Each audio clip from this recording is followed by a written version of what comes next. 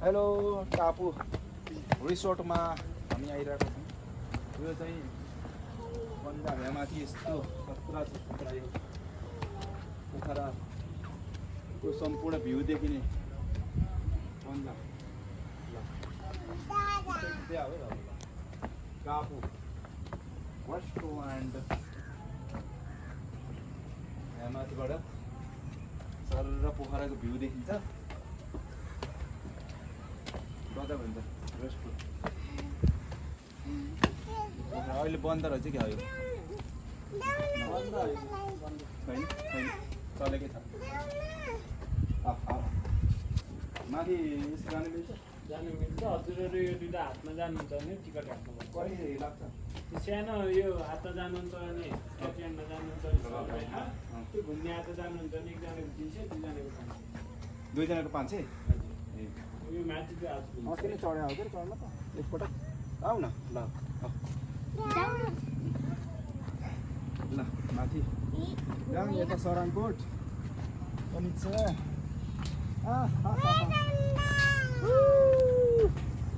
धन्दा यता सराङकोट डाँडामा यता चाहिँ यो लेक साइड फेवाताल यो सराङकोट हो। यहाँ मजाले देखिन्छ वहाँ व्हाइट स्तूपा देखियो। अझै उताको चाहिँ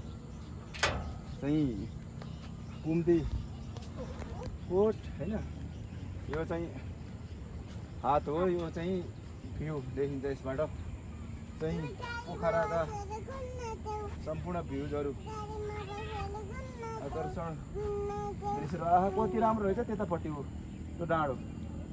आहा नि त्यहाँबाट उक्लिने रहेछ नि त यस्तो रहेछ यतापट्टि कस्तो राम्रो। जान्छौ बाबु बस्छौ तिमी त डराउँदैनन् के यतापट्टि। यो टापु रिसोर्ट हो। यो रिसोर्टको यो हात मेन चाहिँ यस्तो छ हैन। हात यो पोखराका महत्त्वपूर्ण भ्यूजहरू देखिन्छ यो यस्तो मजाले हेर्नु होला। यो चाहिँ यो काउँ डाँडा हो। यसलाई काउँ डाँडाको भ्यू हो यो हैन। यतापट्टि चाहिँ बगरहरू पर्छ बगर यो ओ माथिको सराङकोट हो। यो सराङकोट हो यो।